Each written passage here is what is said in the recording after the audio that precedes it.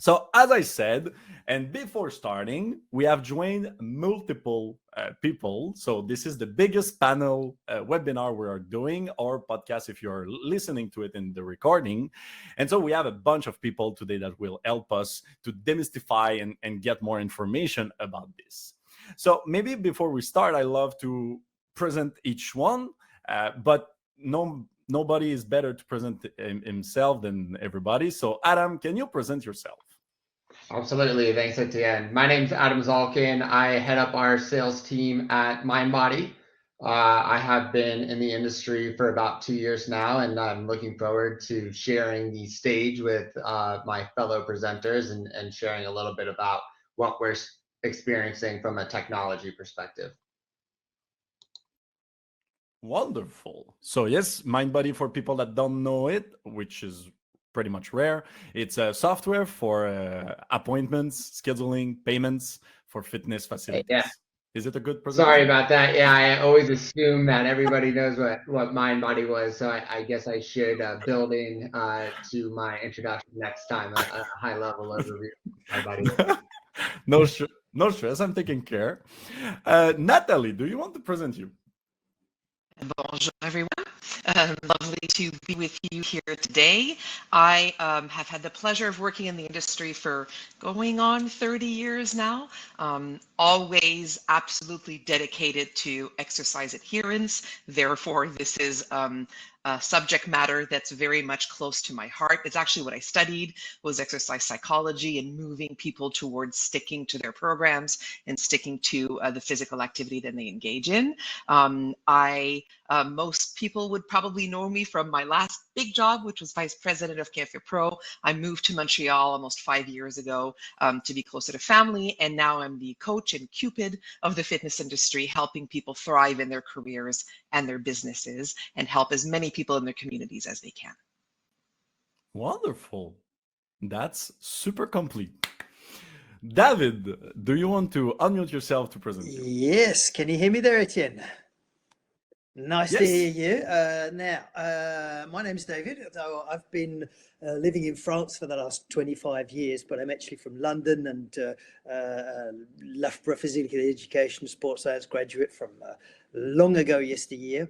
And when I moved to France from sort of 1998, I had to move like 8 times in 10 years, like move house 8 times in 10 years and leave the gym that I was in for where I was personal training, and then start again from zero and try and build the business back up again. So having to do that 8 times in 10 years, I had to work on what creates more personal training. I was a personal trainer at the time, and you can't do this slowly, when you have to do it 8 times in 10 years. So that's a bit of the background, which means I was obliged to create a process that works quickly.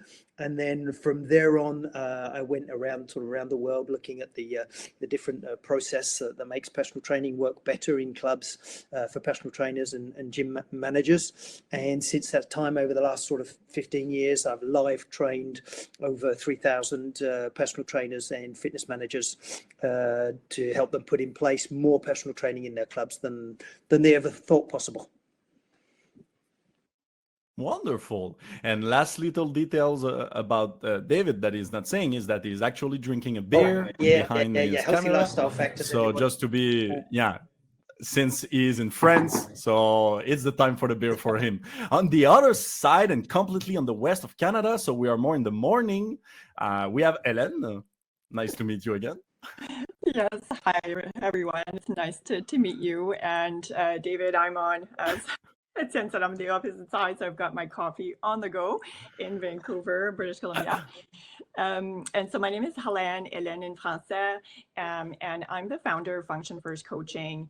My career has been in healthcare for the past 20 years as a registered occupational therapist, and using that degree, that training in kinesiology, combining that with my occupational therapy, that amazing Master of Adult Education, and later becoming a certified coach, and really becoming not intentionally, it wasn't with intent to become a certified coach. It was really hitting some of the barriers that we're going to talk about today with motivation and moving clients forward.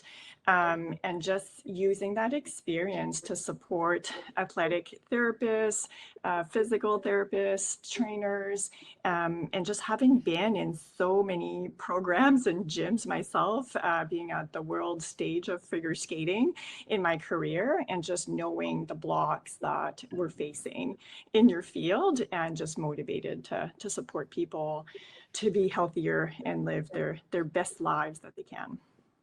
Wonderful. Thanks for being here.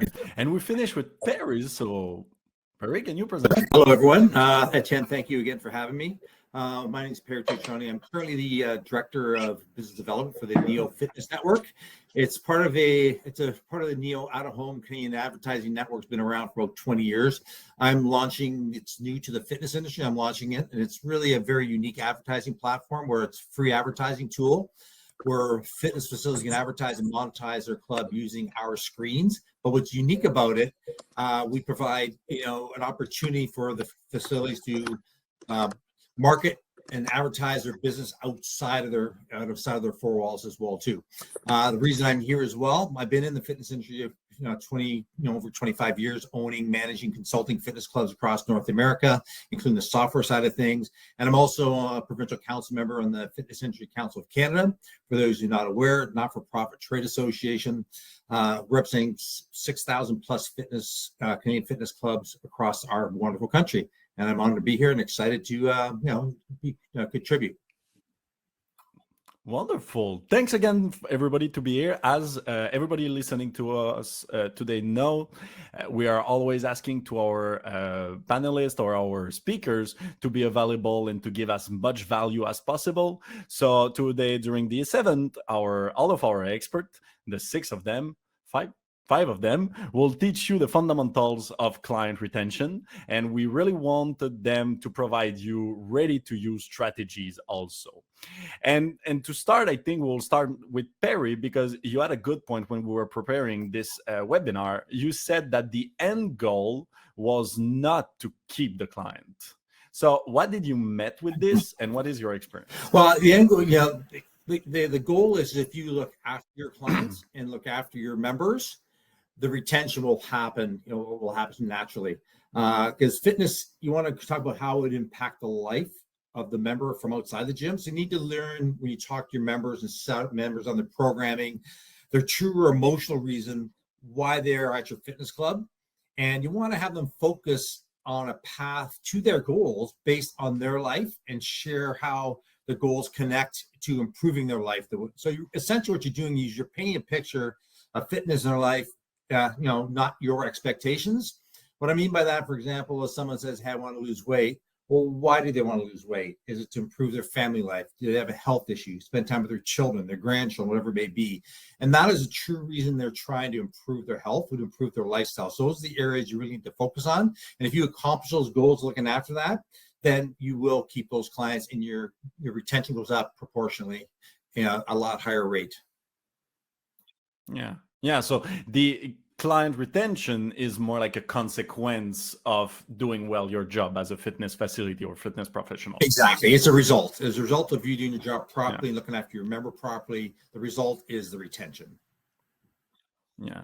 And we have talked about that, or something close to this concept of retention, when we did the webinar together. So if somebody wants to dig deeper in this specific opinion that we are talking right now, there's this webinar, Why Most Gyms Go Out of Business, that should have pop up on your bottom left of the screen.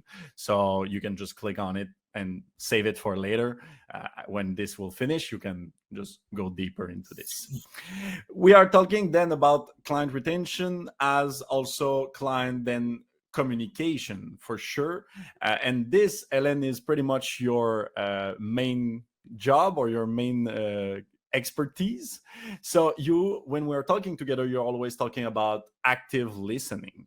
Mm-hmm. Can you tell us more? What do you mean with active listening? Yeah, it's a great question, and it's one that we hear that word. It's a buzzword that we need to listen actively. And what I found for me, getting that additional training and that in that coaching world has helped me to make that really appreciate what active listening is and made it more explicit for me. And it really is in that word, like active, like really intentionally, actively listening when, and exactly to Perry's point, like really exploring when we're meeting with our patients, their why. So I love that you said that, Perry. It's one of the first things that I really try to get clear from clients, to especially if they're going to start to have their exercise goals. And when you're actively listening, it really means that I'm listening through you, trying to understand it from your point of view and coming from a place of no judgment.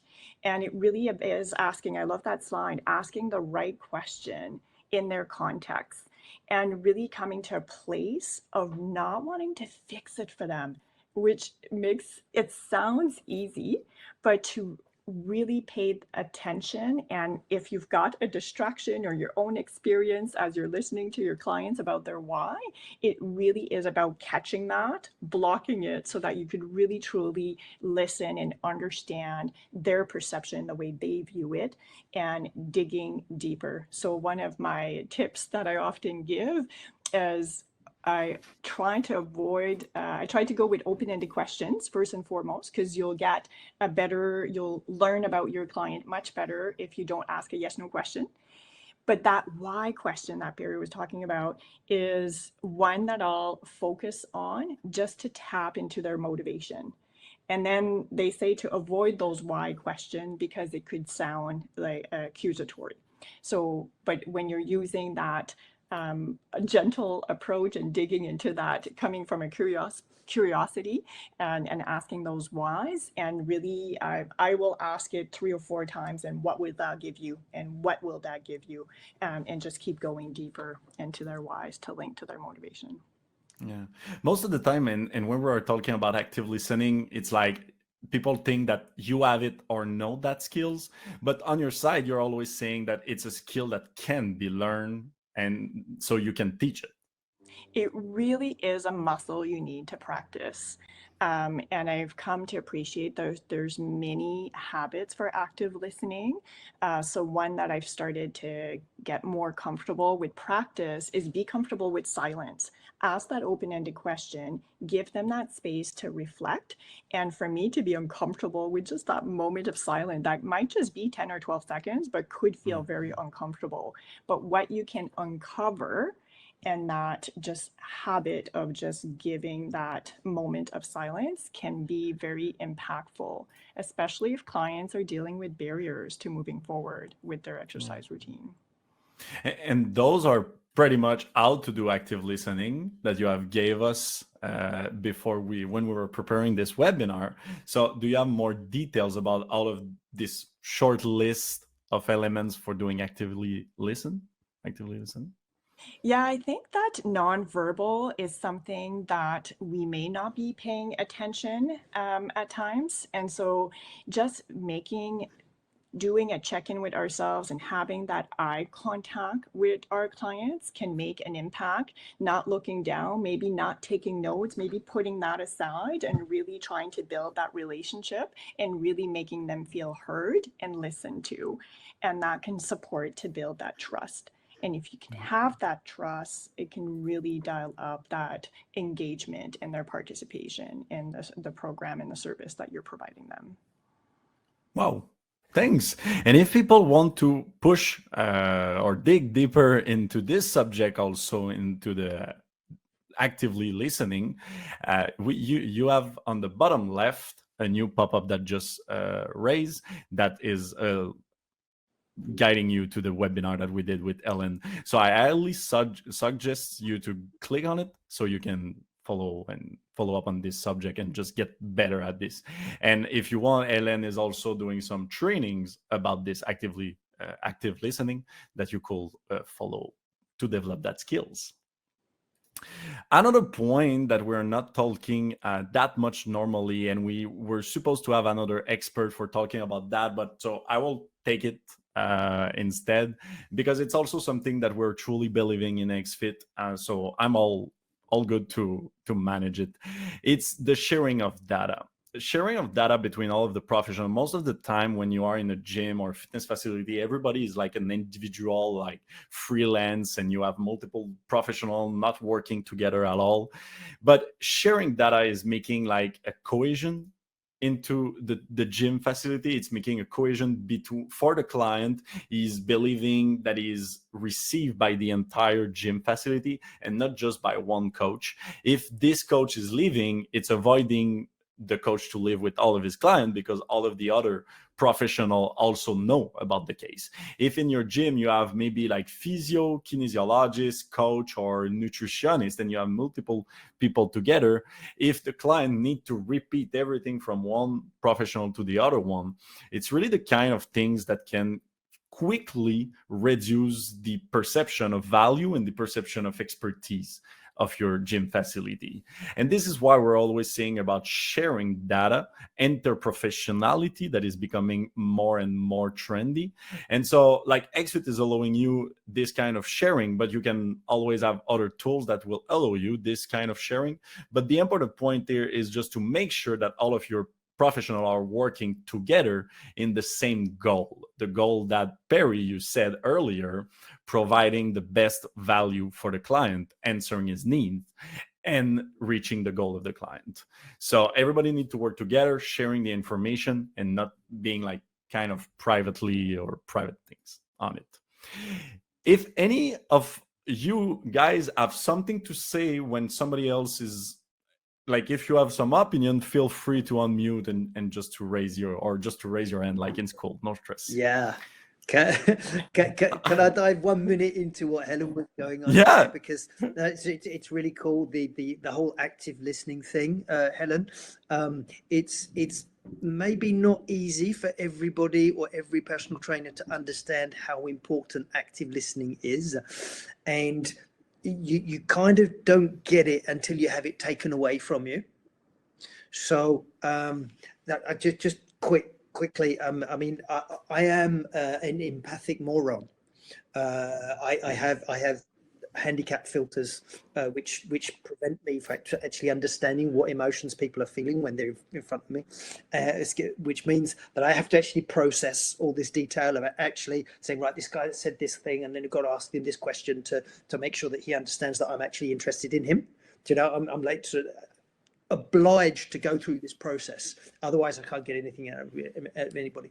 And when you dive into that process, you'd understand all the detail that's necessary to go into that, and how much you can get out of it, with it being a sales process, or with it being improving the customer experience, or getting people to take the next appointment and to keep going through the process with the club, with the trainer, with whatever we're trying to provide them with. So it's kind of it's something that's been left along the wayside, and needs to take its place alongside the whole host of new training techniques that we bring out.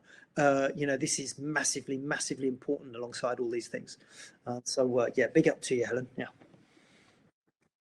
Thank you so much, David, for sharing that personal story. To me, it's so impactful. You gave me goosebumps as I listened to it. Like it's so impactful, and I really say it all the time, and I think it's not until people start to get into the training they realize, oh my gosh, Hélène, I know why you keep saying this. All sounds easy for me to explain, but when you start practicing it, it truly is a muscle. And I love that you appreciate this at a whole other level that many of us won't appreciate it. So maybe we could do a poll of like how many clubs, trainers, gyms actually train this. You say it's a muscle that needs to be trained. How many clubs, gyms are actually practicing these human interactions on a regular basis? I mean, they train every week, like every day. Do they train this thing that's going to interact with their clients, that's going to actually impact because, like, I mean, you could lift up dumbbells or barbells or kettlebells or run, you could probably get some results, but this interaction thing, hey. Yeah.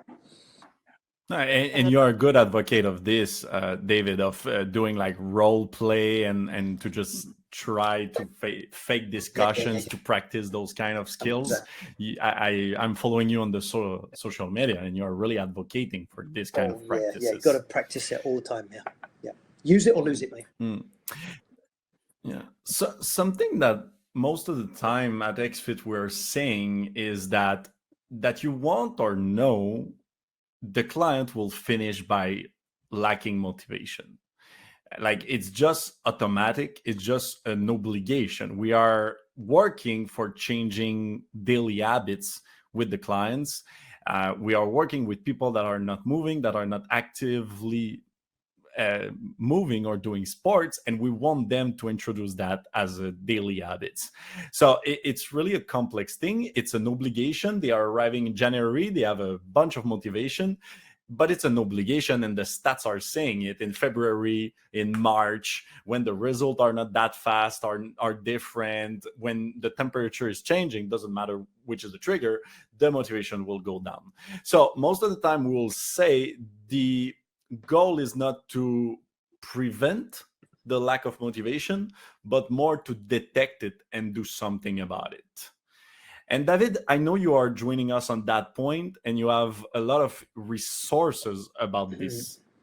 Yeah, sure. I mean, there is. I mean, if we want to sort of connect with our clients on this issue, we need to get hold of this motivation really right at the start. It's very discouraging to come into a health club being uglier and fatter and slower than everybody else in the gym. So, you want to come into the gym, you really do need somebody to put their arm around you and encourage you. Otherwise, it's really, really tough to get back into shape. So, I'm people like, I hear people sort of giving exercise programs and saying, yeah, come back in 3 months and, we'll see how it's going. No, stop, please. If I've got somebody Monday, okay, lifting up 5 kilo dumbbells, I want to see them Thursday and say, listen, the other day you were on 5 kilo dumbbells, today you're on 8 kilo dumbbells. It's pretty easy to do because the motor skills between the brain and the muscles are actually developed quite quickly. So we can actually feed in some recompense action around this very, very quickly, right from the second session that they do, and say, right, okay, Monday you were doing 5 kilo dumbbells, now you're doing 8 kilo dumbbells. Well done, Julie. You're doing hey, good stuff. Well, okay. And you were running at 10 kilometers an hour, and now you're running at 12. Brilliant stuff. Good job. So, we can be so positive and help people. But obviously, we need to connect people. It's a people business. We've done so much digital stuff over the last few years, but it's still a people business. Your iPhone application cannot lift the dumbbells up for you. So, please let's get some human motivation back into this. And, we need to be following things up a bit. Do you want me to delve into the mechanics of that, or is this for later on? Yeah. No, go for it, because you're always talking about the importance of the onboarding, and this is pretty much what you just explained it when the client is arriving, to not abandon him for 3 months. Absolutely. We actually have Paul Bedford online with us today, so maybe Paul can ask a few questions or add some layers into this. But the absolute massive, write this down, whatever you do, write this down. The massive game changer for our industry is in Paul Bedford's research. And basically what he found was, when you put in place over the first month, not 6 months, first month, 4 appointments where you've got face-to-face interaction, where you've got human being actually asking questions and interacting with the member. It could be an appointment before the group exercise, or it could be an appointment before, show them around the gym and show them how to start and stop the treadmill or whatever. We could put a personal trainer into that process and all the rest of it. But when you get 4 appointments instead of having 1 appointment, which probably most gyms struggle to just do 1 appointment and get a program in place, the member retention over 12 months jumps from 38% to 70%. That is massive, and it's something that you need to put in place right away from the first week 15 days in the gym membership journey. So obviously the big question about that is, how do we put in place sufficient man hours behind the people, when we've got limits on how much money and budget and people we can employ with the gym to actually look after our clients and do all this client care.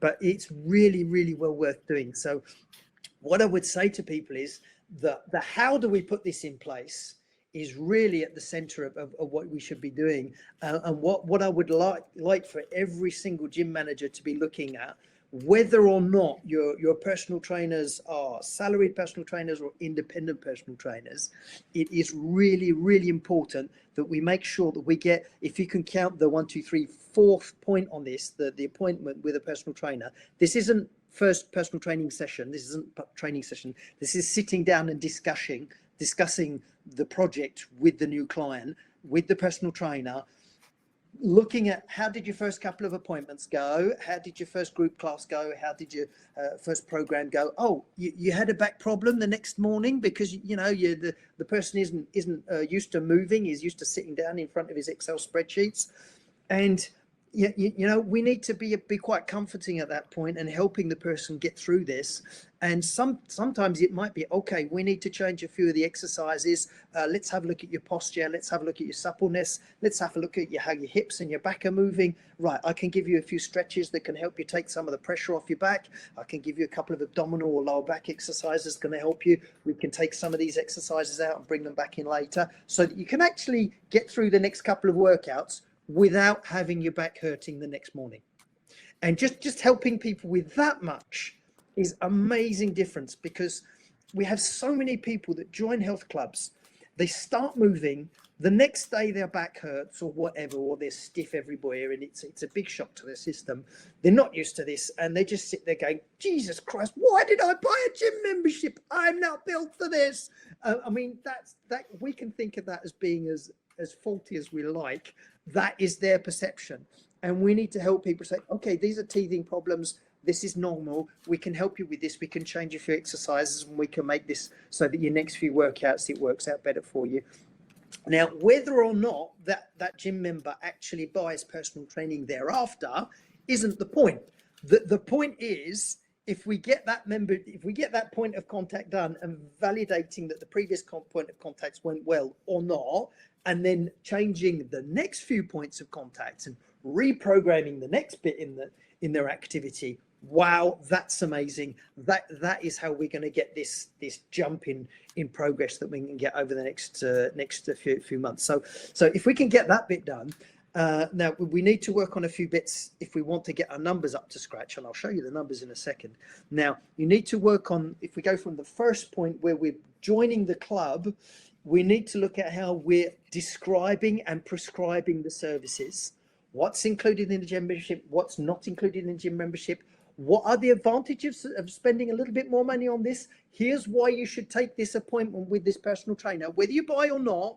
Sit down and have a chat with him anyway, and you can talk about what sort of things you want to progress. And we need to just work on how we're describing and prescribing this at the front desk, and that will impact whether or not we actually get these appointments done.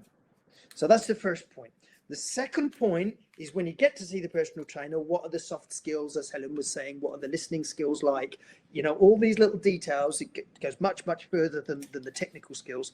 But these are the things that are going to determine whether or not that person continues to do appointments with that personal trainer or continues to do a bit of programming at whatever level of frequency. So, the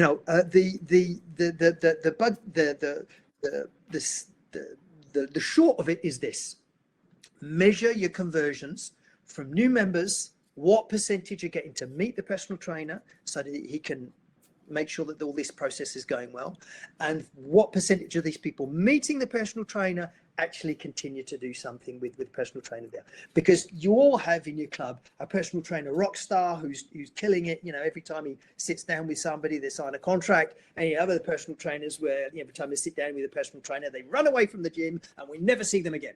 So we've got to make sure that we're looking at what's the rock star doing that this other guy's not doing, and maybe he can look at what has this person worked on. Has he worked on this muscle in here and made it more compatible with the client, and can we bring him up to this standard? Can we get these people to train together? I firmly believe, and I've applied this by experience in health clubs with thousands of members, and we can get over 50% on both of these numbers. Now, some people always say to me, David, you're asking me to sell personal training to 25% of my members. That's not possible. They don't have the money.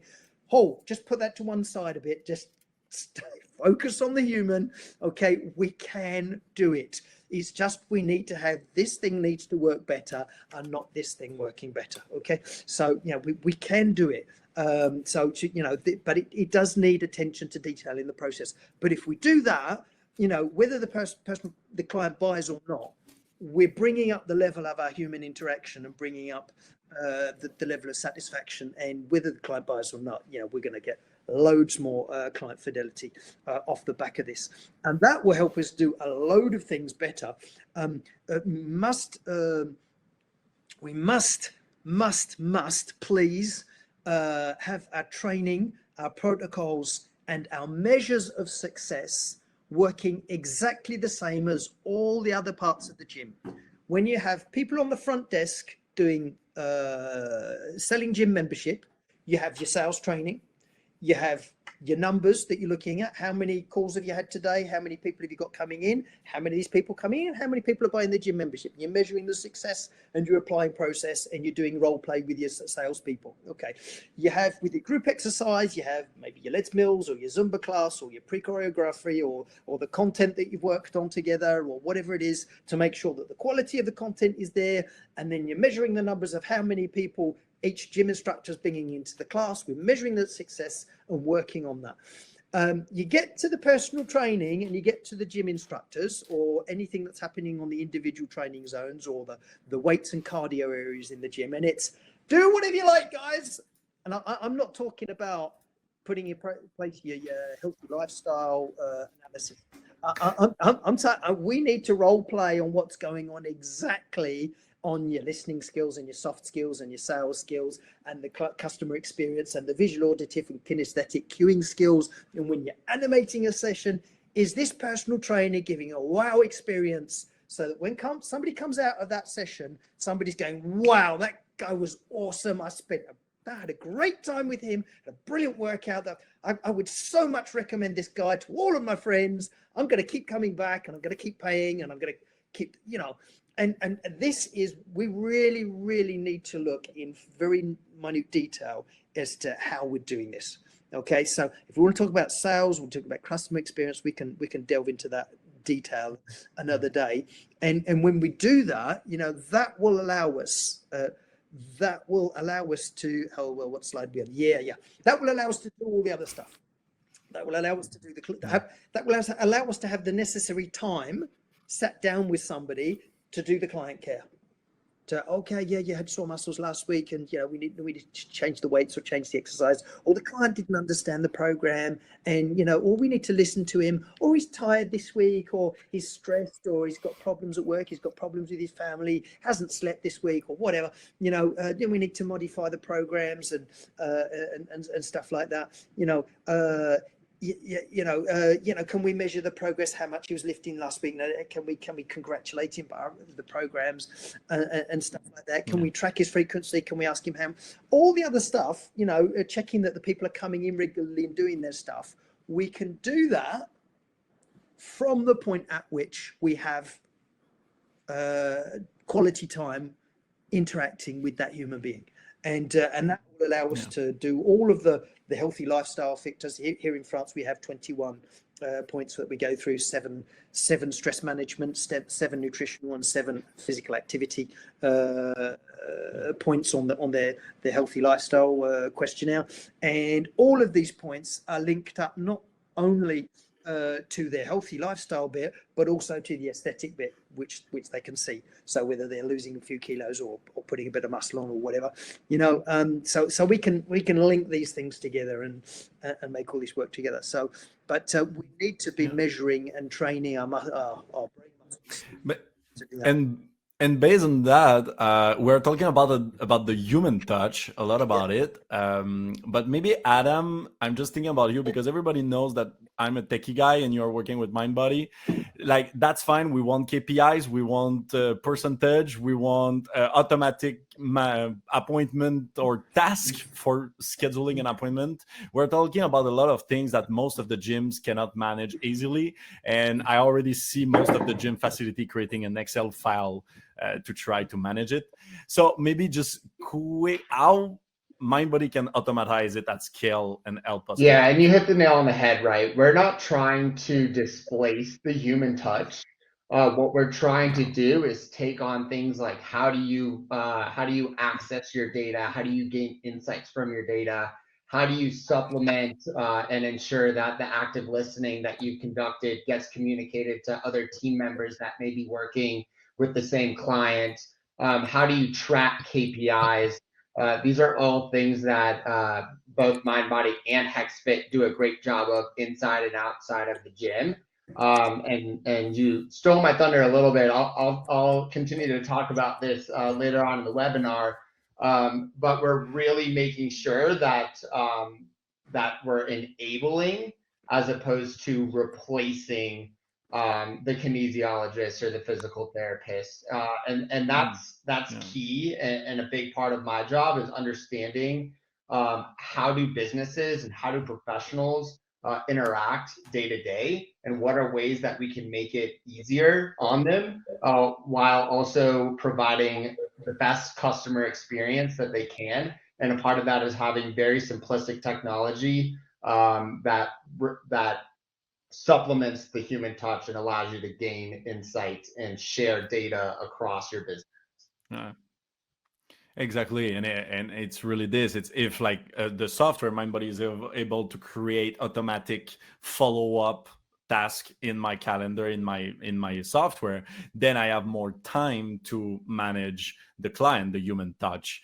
And this, I just want to share your approach, Hélène, the dive into a coach approach that will appear on the bottom left. So now that we are better managing the daily task and everything, we can perfectionate our human skills. So what is the dive into a coach approach?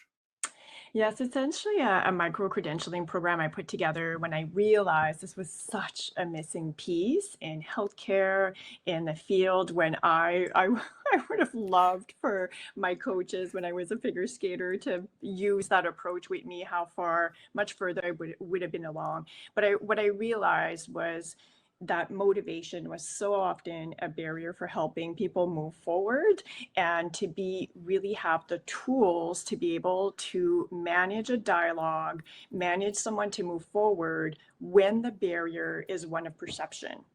I do not believe I will lose all that weight. I do not believe I will ever lift 20 pounds in my life. I do not, right? So we all have these perceptions, these beliefs, these attitudes. We might have some judgment. They're based on our experience. We all have it. So how do we manage that as personal trainers when our client, we know they've got so much more to give, and they're able to do more, but it's the barriers, their attitude, their beliefs, their judgment, and how do I support that when someone's not motivated to move forward? Yeah. And so finally discovering those tools and just putting all that training that I was explaining at the intro, just really merging all of that together so that someone doesn't have to go through the full professional certification coaching program that I have to go through. And for me, I realized there's very few programs that are designed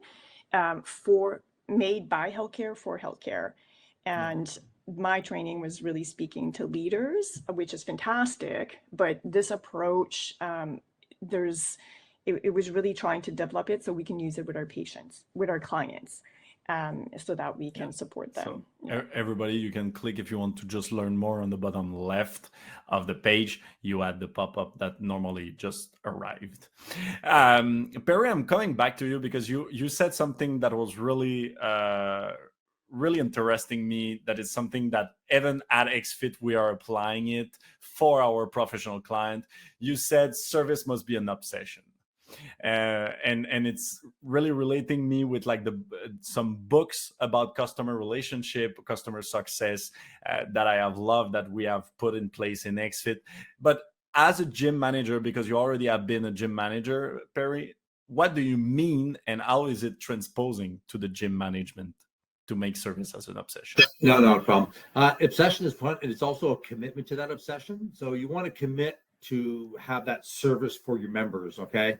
And to really simplify it, it's an old rule that still applies, is first start off with the 10-foot rule.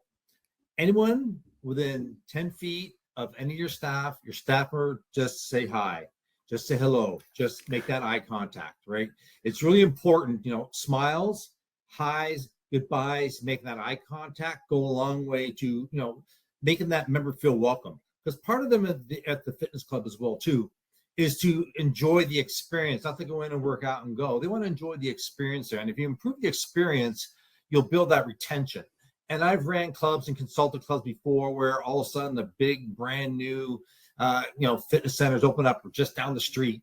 And they have all the new toys that the current club did not have because it's been around for like 10 years. And it's because the experience that you create and the obsession with that service, the members stay. You will lose some, you always will lose some, but a lot of members will stay because they enjoy that experience. They don't want to be a number. You need to treat them as individuals, okay? And you need to make it personal to be kind as well, too. So everyone's got to take it upon themselves that it's important to be kind to others, and also be a problem solver, right?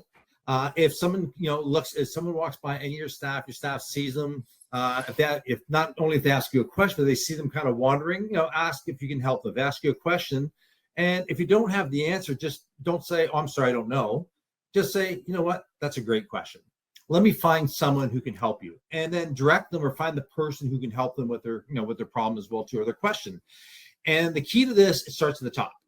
All right. The leaders must lead by example. So the owners, the managers, the leads, they all have to lead. It starts because there's an old saying: you have a problem at the bottom, you have a problem at the top. So it needs to start at the top, and it all filters down.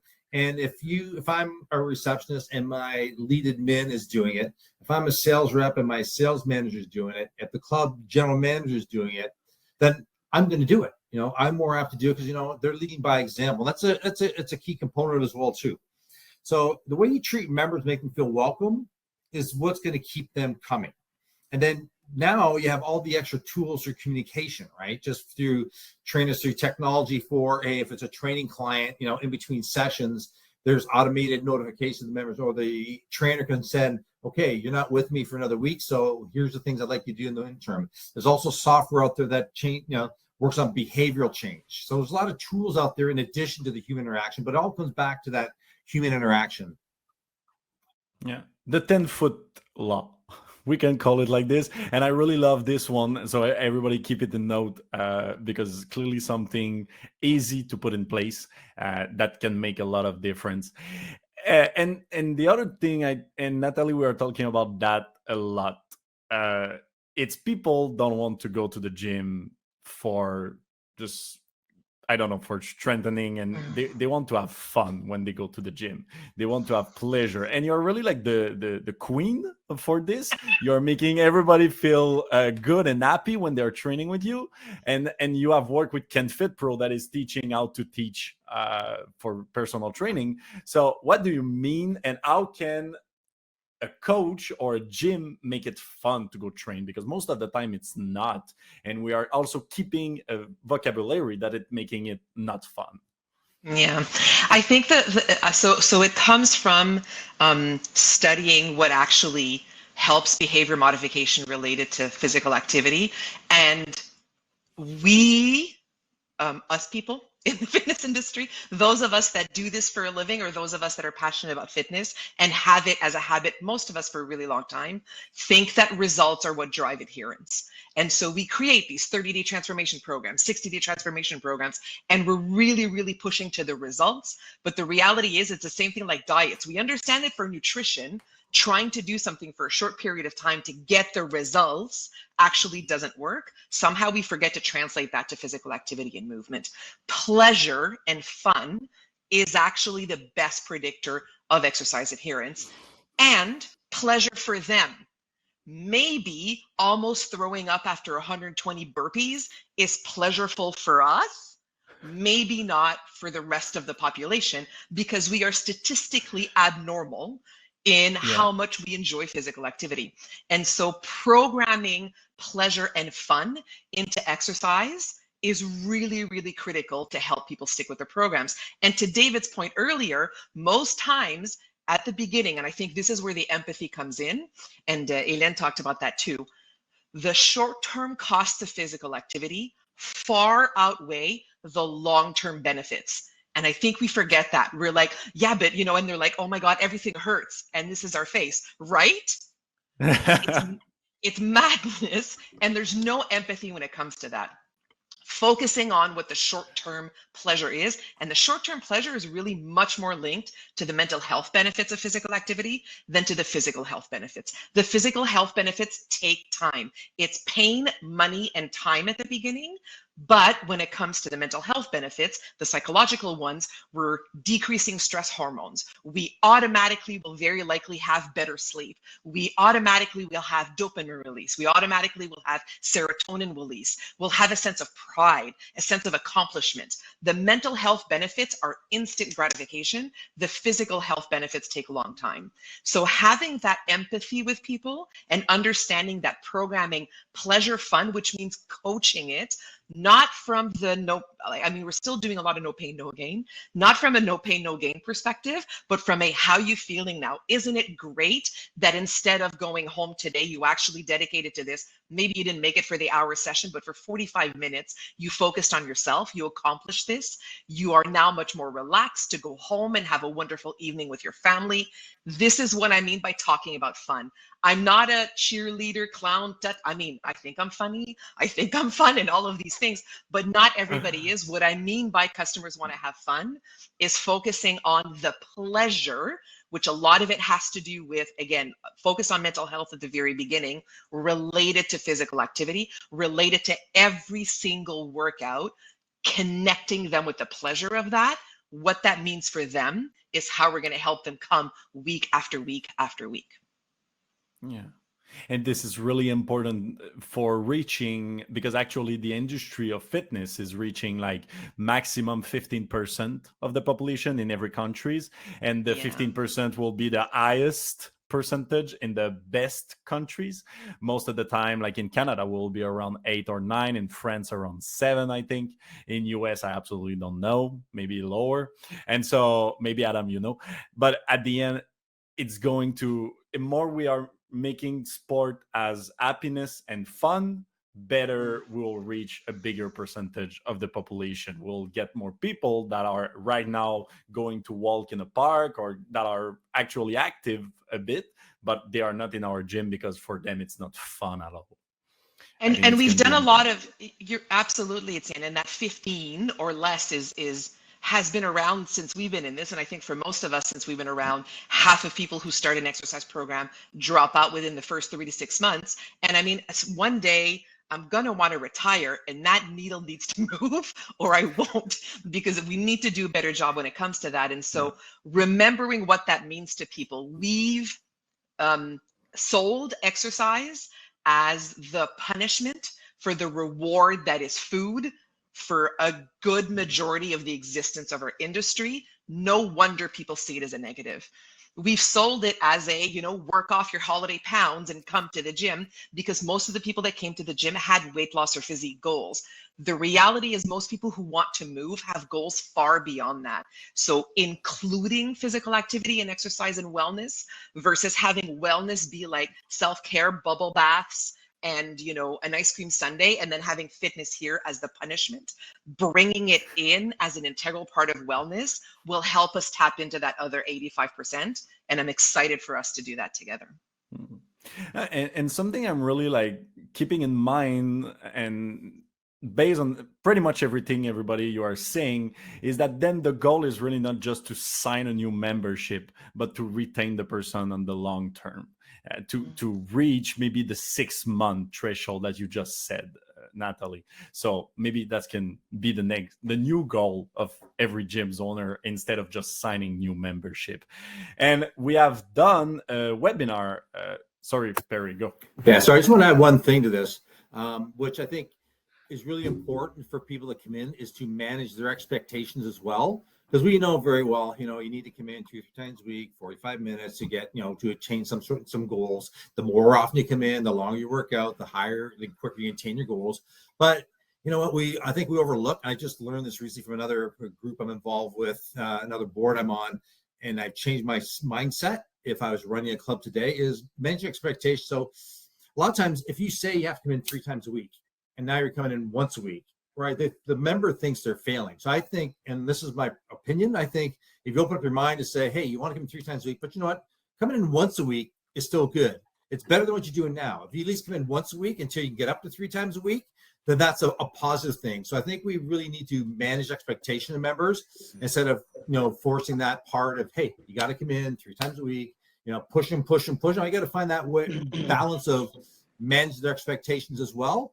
And where, you know what, you're giving once a week, it's better than doing now. You're doing nothing right now. So once a week for a while, it's okay. Sure. Yeah. Top shout, Perry.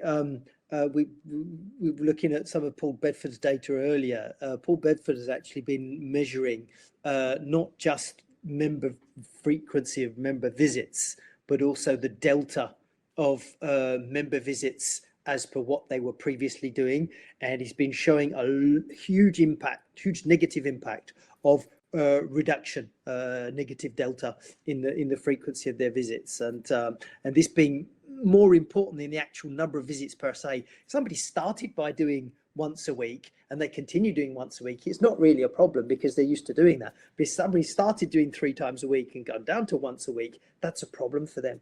And we can take some human, if we can measure this and react to it and actually book appointments in to look at this and help people through these things.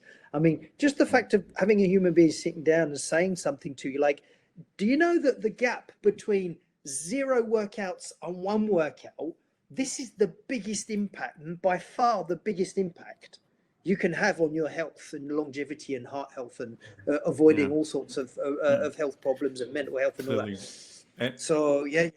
And I will join everybody to watch this webinar we did, Why People Hate Exercise, that we did with Natalie.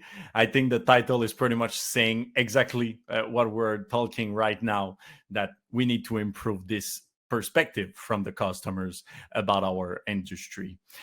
I'm a techie guy again, as everybody knows. So we are talking about a bunch of things. If you want only 1 client, or maybe 3 clients in your gym, if you are alone as a trainer, maybe you can manage everything in Excel. I will believe it. But quickly, and here I think we are talking to people that want to grow their business, that want to be successful and live from it. If you only want 3 clients, keep the tricks we said, but from now on, it's not really useful. But if you want to grow, you will need to be equipped at some point. And Adam, I think you are the best person for talking about that, since you are at MindBody, and MindBody is one of the great tools that Hexfit we are connected to and that we're proposing to our clients for structuring themselves. KPI management of employees. Talk about all of that and how we need, as a business owner, a software for better improving client retention. Yeah, absolutely. And I think there's really 3 steps to client retention as it pertains to technology, and that's getting the right people in the door, keeping them engaged, and then getting referrals, and it's kind of a cyclical motion. So getting the right people at the door starts with good data, but good data by itself is worthless unless you have technology that you can easily decipher what that data looks like. And so we have tools that allow customers that allow our customers, our businesses, to model their customer profiles and based on the demographic that they belong in, communicate in the means that makes more sense to them. So of course, beyond just our marketing to internal, there's also search engine optimization, email marketing, social media marketing. And so all of these things help bring the client in. But at the end of the day, once they're interested, you need to be able to give them a means to easily book and interact with your business. And so if you have 3-4 clients and you're one individual, you may not be able to leave the clients and answer the phone. So if a new customer is going to book and you have no way for them to do that, or if you have no way to answer the phone while you're with customers, then oftentimes that individual is going to move on to one of your competitors. And so we have AI is something that we continue to see dominate the fitness industry and make an introduction, and having the ability to, when you are busy with customers, to have their needs fulfilled with a bot, to add a little bit of that human touch without being able to talk to them, and also allowing you to connect directly with your customers. The other piece of the puzzle is engagement. So you got them in the door, you need to keep them engaged. You talked a little bit about this at the end, which is automations.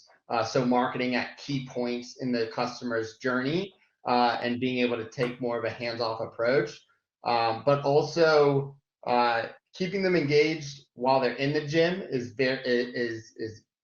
let's say easy and seamless.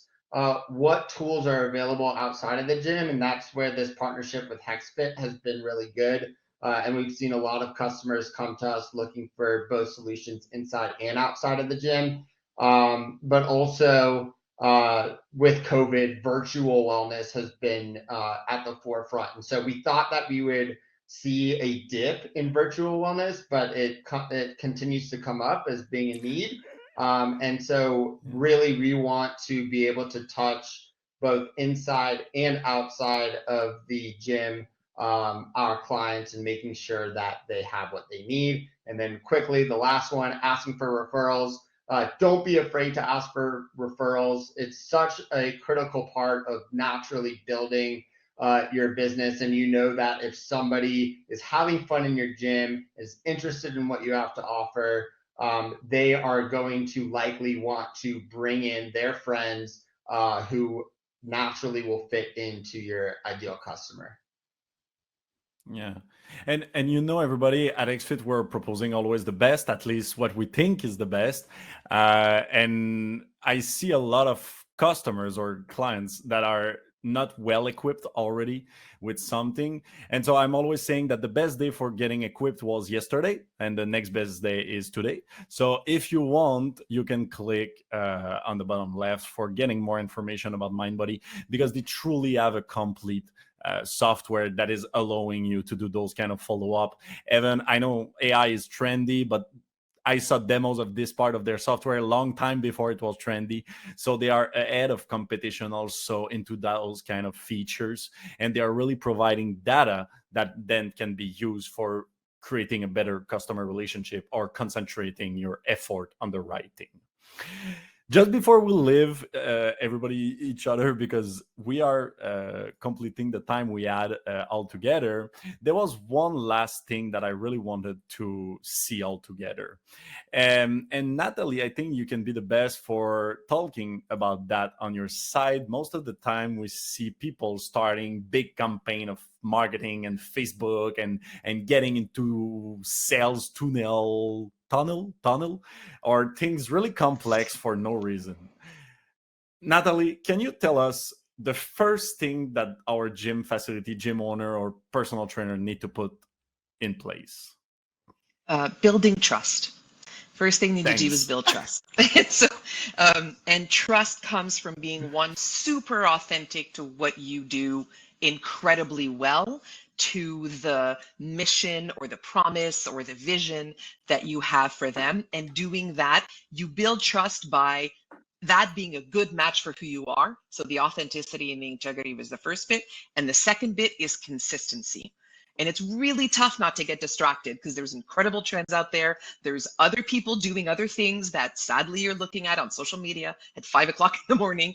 But the reality is trust comes from being consistent to who you are and staying consistent with that message, with that promise, with that brand and who you are. So therefore honoring the pledges, making sure that you can deliver on those pledges, deliver on those promises before you even seek out to look something else. And so it might not work the first time, but it's going to work, and it's only going to work if you build the trust by doing it consistently.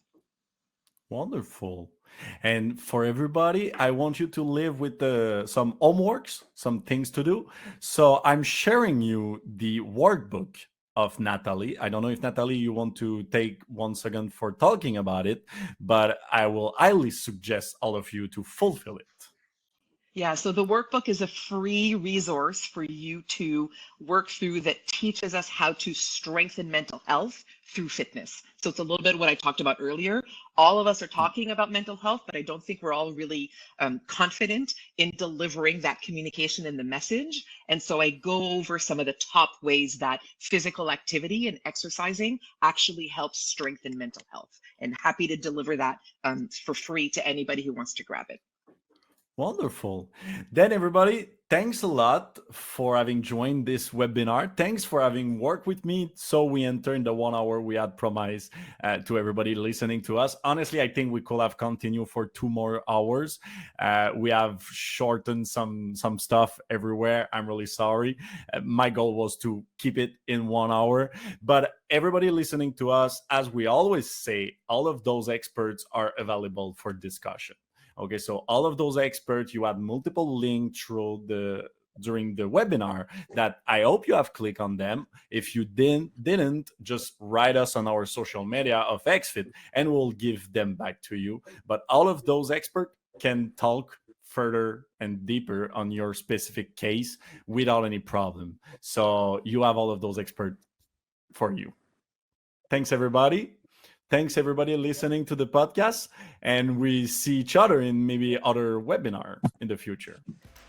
See you later, everybody. Thanks, everybody. Ciao.